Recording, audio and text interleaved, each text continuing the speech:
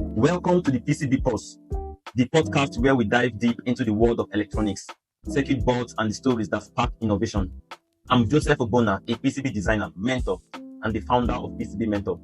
Today, I'm pulling back the curtain to share my journey into electronics and PCB design, the struggles, the breakthroughs, and the passion that led me to create PCBMentor, a platform dedicated to empowering aspiring engineers like you. If you have ever felt stuck or wondered how to break into the existing field, stick around. This episode is for you. Let's rewind to where it all began. Growing up, I was that kid who couldn't stop taking things apart. Radios, old computers, even blenders. I was fascinated by how things worked, but I didn't know that curiosity would lead me into a career in electronics. Back then, I was just a child with big dreams and zero clue about circuit boards. My first real encounter with PCB design came when I finished high school.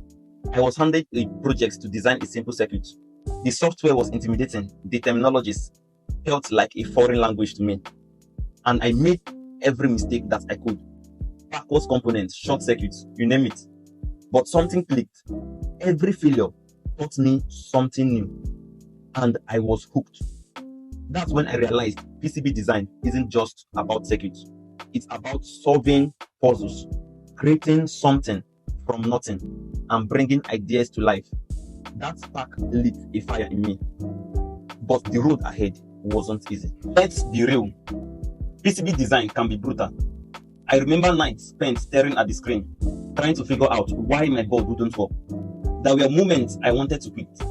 I look at experienced designers and think, how am I ever going to get there?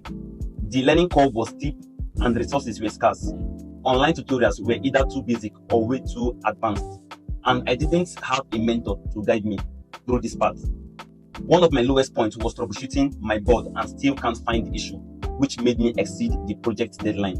I poured out weeks into a design, only to realize I overlooked a critical detail. The client wasn't very happy, and I felt like a failure. But that moment was a turning point.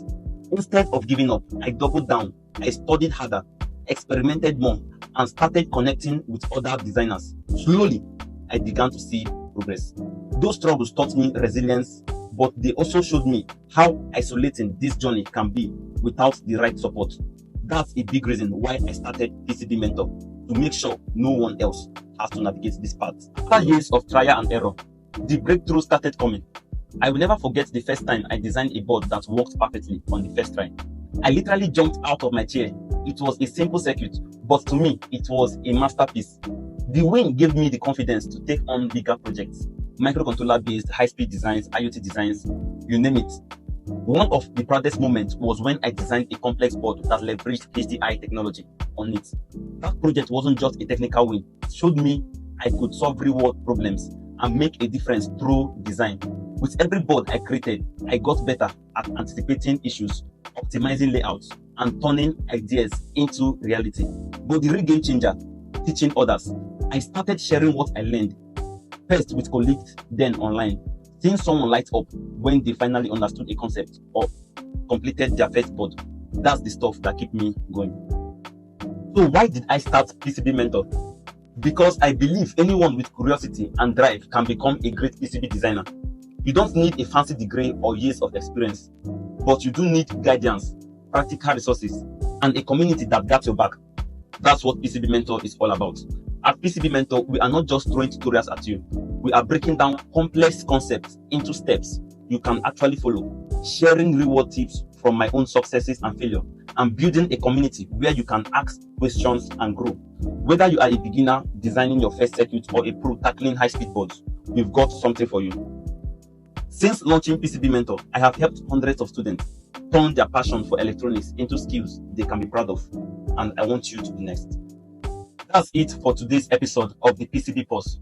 Thanks for joining me on this personal journey in electronics and PCB design. If you enjoyed this episode, share it with a friend who's curious about circuits. And don't forget to subscribe for more stories, tips, and inspiration. Until next time, keep designing, keep learning, and keep pushing forward. I'm Joseph Ogbonna, and I will see you in the next one.